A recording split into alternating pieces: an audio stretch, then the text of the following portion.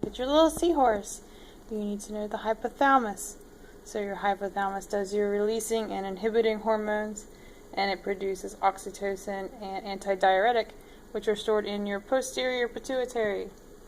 Then you have your anterior pituitary that releases multiple hormones that you need to know. Growth hormone, thyroid stimulating hormone, etc.